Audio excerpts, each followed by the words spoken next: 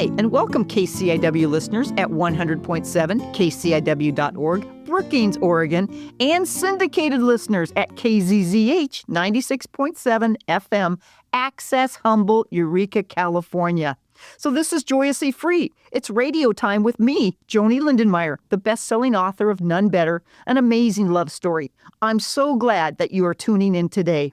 I'm a 34-year resident of Harbor, Oregon, a retired Del Norte High School teacher, and an author who has published 3 books in 2 years and created an audiobook in my own voice of my memoir, None Better. I absolutely love life, love being the producer and host of this famous, inspiring show, and love meeting all the guests and interviewing them. Well, let's begin with our morning salutation. I will say, it's a brand new day. And your response is, it's never been lived before. Here we go. It's a brand new day. Never been lived before. Yes, that's the way to do it. So this Gadio show, as Will and Viv named it, is a show that talks about LGBTQ plus stories and tips, along with religion, church, faith, spirituality, and joy. Simply said, the purpose of the show is to share, radiate, and spread abundant joy and freedom. Hence the title, Joyously Free. It was also the title of my second book that I co-authored with Elizabeth Ann Atkins of twosisterswriting.com. So in this radio show, just as in my life, there's no hate speech, no hate behaviors, and no bullying. This will be blasted with the 3 C's of courage, confidence, and collaboration. And today, listeners, you are in for a treat of a very courageous person. Our special guest is not sitting, but just miles away on a phone call today. I can't wait for you to meet her. So let's start our show with a prayer. Let's open our hearts as we ask our Creator to shine light on our community and our world. I excitedly believe in hope, in the power of the divine, and that Jesus, God, Spirit, whatever name you put on that higher being, is always with me and always with you. So we do not need to be troubled or saddened or depressed, but let's let joy and peace radiate from within us. Let's center ourselves. Calmly, let's take a deep breath in with the good and out with doubt. Again, calm. Breathe in through your nose with hope and out from your mouth with any fears. And last one, dig deep, breathe deep, take a big deep breath in with joy and out with worry or despair. In the name of Mother Earth, God our Creator, Jesus our Redeemer, and the blowing winds of the Holy Spirit, we say, hi, good morning. Thank you for being with us. The quote I chose today is a very simple one, and I just loved it when it hit me in my reflection corner in my living room. It's called, You Matter. Yes, that's the quote, You Matter. When I read that in print, decorated with flowers around side of it, I just loved it because that is the whole thing. If we treat everybody as they really, really mattered, our world would be so much more harmonious and healthier. And I love it when people treat me in a really beautiful manner. And so today, dear Lord, just help all of us to bring out the best in us, to bring out the best in others. Let us end with our morning prayer by lifting up our friends and family. May they find our Creator guidance and healing from you, O God. Thank you, one, for being with us, O Lord, and may we do your will and help everybody to matter in this world. Well, everybody out there, I am so excited. Let me introduce to you Julie. Oh my gosh, she is here today as a community leader, a queer community leader that is passing the torch. Our topic today is queer joy in Humboldt, because that's where Julie reigns, Humboldt, California. Julie, how are you doing today?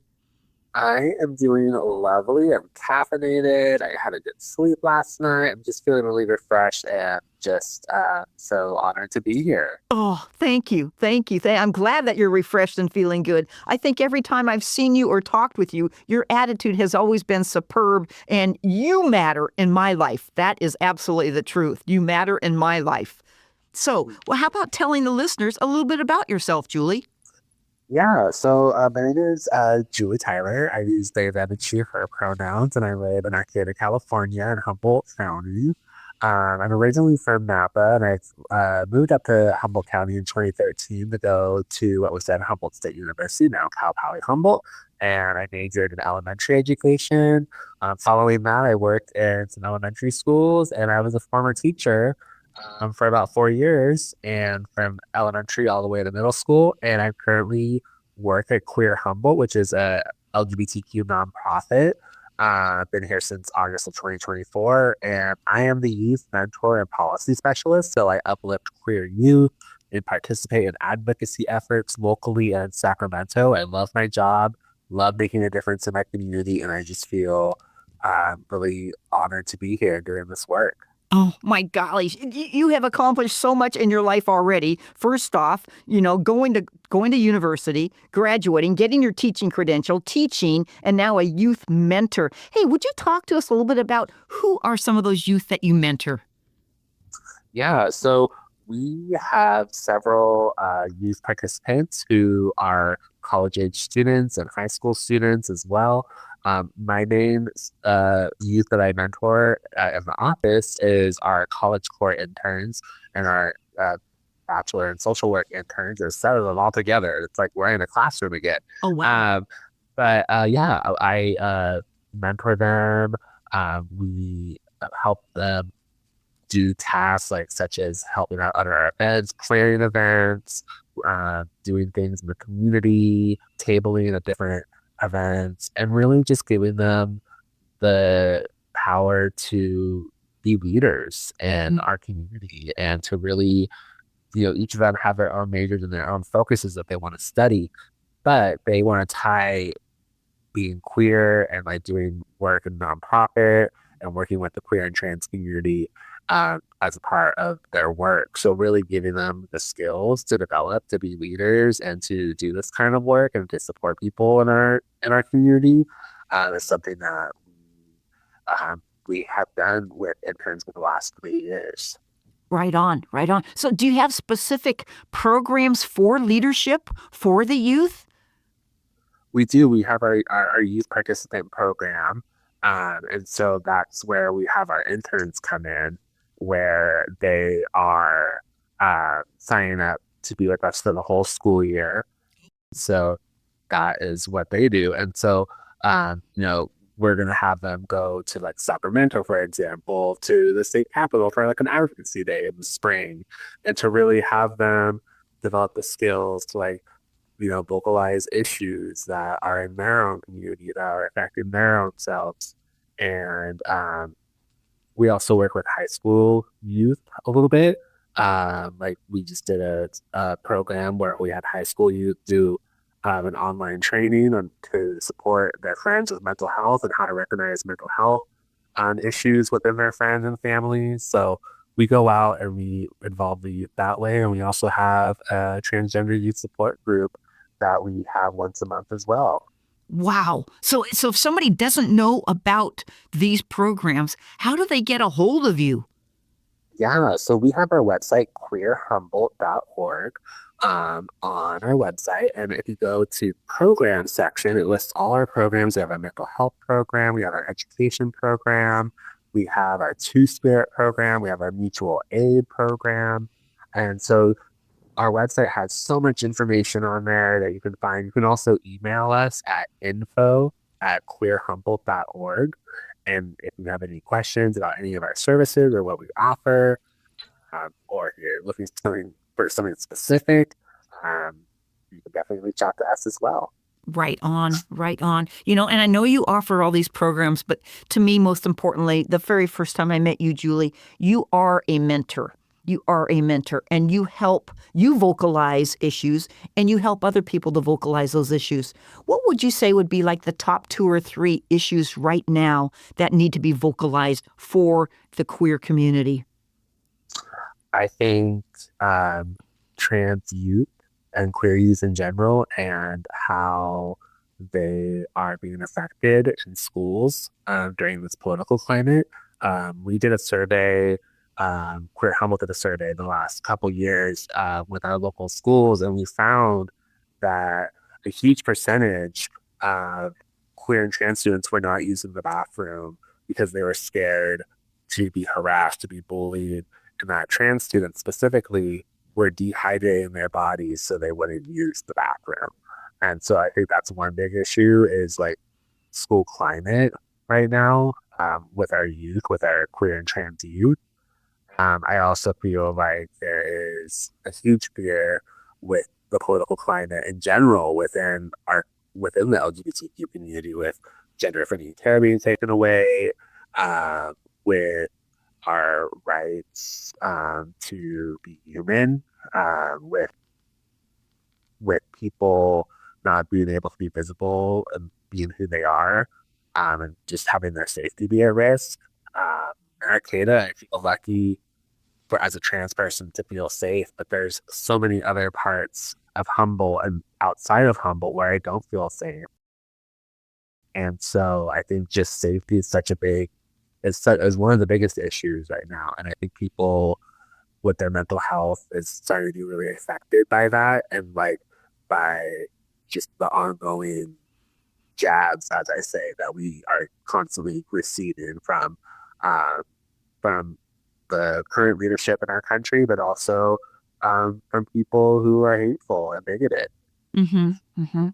And and oh my gosh, it just brings up so much within me right now. First off, you mentioned trans youth and you mentioned bathrooms.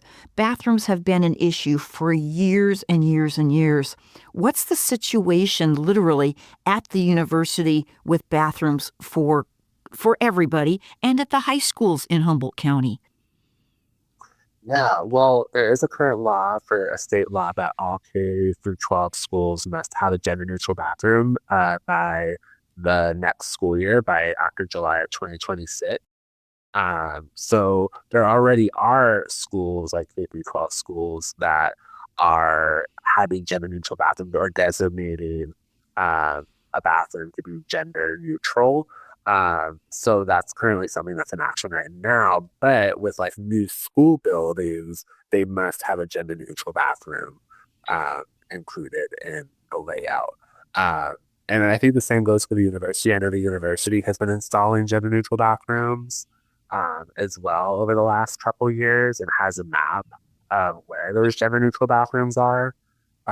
So I just think that's really important. I think bathrooms shouldn't be an issue because everyone needs to use the bathroom. And I Absolutely. think personally, I feel that they should just be genderless bathrooms.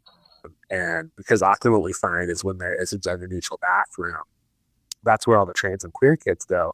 But that often could be like where they're targeted the most because other non LGBT students are seeing them going to the gender neutral bathrooms. And that's often where there's bullying as well because they're being targeted. So while there's a benefit of gender neutral bathrooms, there's still long way to go of trying to figure out the safety for LGBT students who are trying to use the bathroom. But I know there's state law that is saying to schools that you must have this like facility so that queer and trans students can use the Yeah. bathroom safely. Yeah. Oh, you brought up such an excellent point there. You know, people and or organizations or institutions try to do the right thing by having a gender neutral bathroom. And the next thing you know is that the trans people and or queer people are being targeted by using that because they're the only ones who use it. It just drives me crazy. My local church here, St. Timothy's, the Episcopal Church in Brookings, Oregon, we switched the labels on the doors. It used to say men and women. Now it just says restroom on either of the doors. And so that way anybody can go in and it becomes a mindset of joy. It becomes a mindset of you matter. Any Yes. comment about that? Yes, I mean, I just think, like I've been like I was at the airport recently because I was on a conference and the airport, like it was just there was no room. It was just all along a wall line full of stalls from floor to ceiling and then a communal sink area Mm-hmm. where there wasn't so that all genders, all people could use the bathroom and it was all open. They still had privacy in stalls. I think that would be one really good benefit to have. But even like in Starbucks, for example, like how they have just the single rooms that you could use to use the bathroom and have a communal sink area. I just think that would be so much safer and it's so much more private And I just think there's so many. I think so many people are hung up on bathrooms, and it's like, oh, where do we start with the bathroom? And it's like, well, ask us, like ask queer or trans people, like what we think, because we like this is like a no brainer. But for for our politicians and for community leaders who aren't in the LGBTQ community, it's like I don't know what to do, and like it's just like oh gosh, yeah, Right. it's a lot. Right, right. And we can take it back decades ago when it was a color of skin issue of who got to use the bathroom, who got to sit in the front or the back or on a bus or any of those kind of things. I think of Rosa Parks. But yes, so what you're doing within your programs is you're mentoring youth to vocalize these issues. I just think that's incredible, incredible. Another thing you brought up a few minutes ago was safety. And in terms of safety for trans, what are some experiences that you have had that you felt unsafe in besides bathrooms? I think just being in certain areas that are more conservative. So, like, I live in a bubble. Arcata, Eureka is a bubble, a blue bubble, liberal bubble, whatever you want to call it. And outside of that, there's little pockets of these like red conservative areas. So often when I'm alone and when I'm having to go, or if I'm driving through, I often don't want to like stop and use the bathroom at a gas station because I don't know what's going to happen, Mm-hmm. or if I'm walking down the street in a certain town that's I'm not really familiar with or that's more conservative. I don't know how it's going to be. I mean, I've been outside of Humboldt and rural areas and I don't feel safe. I've had people like take pictures of me. I've had people give nasty looks and like making little comments and just feeling really my visible safety feeling really unsafe. And having people with me, like my family or a friend, is something that really does help me feel safer. When I'm by myself, it's like if I know that I am driving through a conservative area, I really hope there's a Starbucks because I know that Starbucks, has neutral bathrooms and also there tends to be LGBT people who are working there because that's also like, kind of known. So I try to plan beforehand where I'm traveling as well. Uh, but I often don't go alone and I don't go at night. Those are like the two big rules for me. And if I do have to go alone, I try to plan it out and map things out, like, using the bathroom before I go to the place where I have to go, or meeting someone or texting people like, hey, like I'm here right now just to let you know, and like checking in with them to keep them posted where I'm at all times. Mm-hmm. Well, super good point. Super good point right there. Check in and check out with your friends if you're traveling and letting them know where you are, where you're going, what's happening. And it's an accountability thing, but it's a safety thing. Yep, thank you for bringing that up. And I feel so ugly when I hear these stories from you as a beautiful trans woman that you have to sort of plan out your stops to where you're going to get your drink or food or use a restroom. And I don't think straight people really think about that. They just go out throughout the day. But in the trans community, that's what I'm hearing happens a lot. You need to plan things out, which is a mental health issue, having the right mindset to do that. Do you want to talk about some of the other mental health challenges and opportunities as being a trans woman? Yeah, so as being a trans, feminine, non-binary person, I feel like um, isolation is really a big thing in the trans community. I feel like often when we have mental health issues of like and being caused by like being misgendered or being harassed in public or not being accepted by family, like that's we really internalize that, at least for me. Um, and it's really hard, and people tend to like self isolate. Um, so I think that's a big issue is just the self isolation, which upticks the depression because we're so anxious to be out. And for myself, I could say that when I first transitioned, I was so anxious of being out in public and, not even being able to go to the grocery store because I was so scared of like people staring at me or like the what ifs and like what if I'm harmed or what if this happens. So I just would not go to stores and then COVID hit. And then it was like, oh, here you go. But I feel like that is a big issue, and So how did you I get think past that? How'd you get past that, I Julie? well, I think really being in community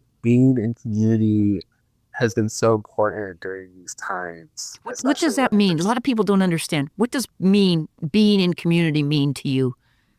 being in community means to me that we as queer and trans people, as a community, we know how to take care of ourselves. I think we're a resilient group of people. I think being together in a space like at our center here at Queer Humboldt, like we have potlucks, we have art groups, we do like movie nights, we do all these things to be together, to be safe, and to have queer and trans joy, which helps us thrive.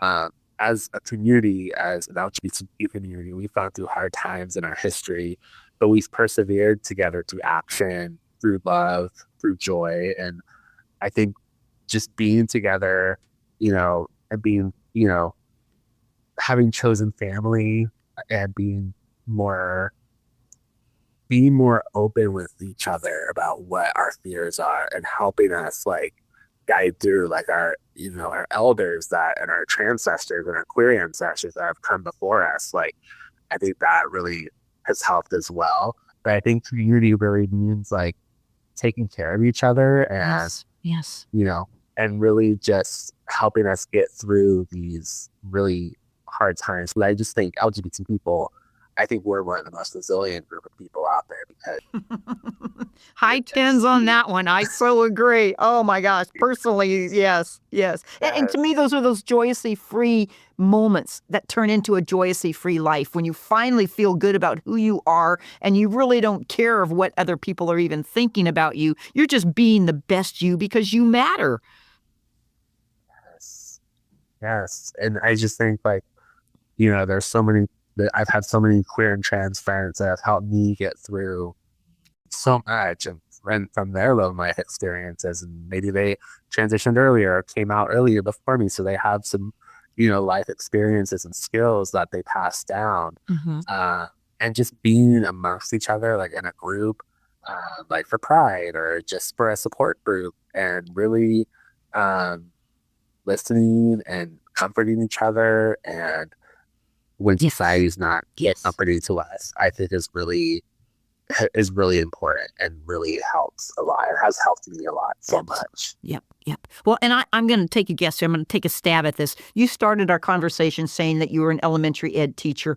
And were you out at that time as trans? And do you have a zillion allies that can come to you for any assistance? Yes and yes. So when I got my teaching credential, that is when I transitioned. And so that was about 7 years ago. And I remember some family members saying, "Are you sure? Like, this is the right time? Like, you're going to be starting this career." And I said, "I'm not going to hide. I'm not going to go through another year of hiding and being so in turmoil mentally because I can't be myself." And so I came out that summer before the school year started for my credential, and um, instantly Yay. I'm support. so proud of you. Instantly So support. proud of you. Every every school I've been at that I was working at as a teacher, always supported by principals, by staff, um, by the majority of students and families. So yes, it was. I mean, of course, there were issues with bigoted parents and like students that would say things, unfortunate things, like transphobic things, like "Are you a boy or are you a girl?" But that was a teachable moment, and so I felt like, yeah, I felt like I was very lucky to be out and open and be that representation, not just for queer and trans students, but for families, and for just students in general to show that like we are normal people and we we are here to like make a difference. And I think, Yes, yes. that was really important. So yeah. Yes. Oh my gosh. You have jam packed us with so much information, knowledge, stories, and everything. Would you sort of finalize? You've got about a minute to finalize any comments you want to make to end this. Oh my gosh, Julie. Wow. You know, I think we're really going through some hard times right now as a community in this country and the society. But I think just being together and being yourself, being your authentic self first, and being with community is one of the most important things to help you get through these dark times. And, you know, even if it's going to a potluck or going to a support group, I think it's the little things like that that can help make a big difference and help us persevere through all these times. Absolutely. And yes, I would love an invitation to come back down your way and hang out with everybody. So please put that on your list for me. Oh my gosh, just love it. Just love it. Oh, such valuable, like I said, information and stories today. Thank you for being a mentor. Thank you for all the things that you do for Humboldt County in the schools and in the community.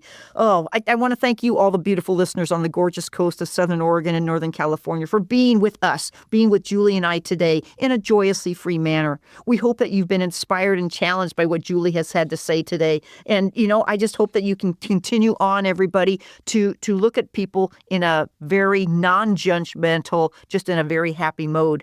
We want to give Julie big high tens for sure. We want to thank Tom Bozak, Mike Gorse on the sound today, Candace and Rose for making this all happen. This Air Joyously Free show will be found on kciw.org and KZZH Access Humboldt. So tune into those places and listen up.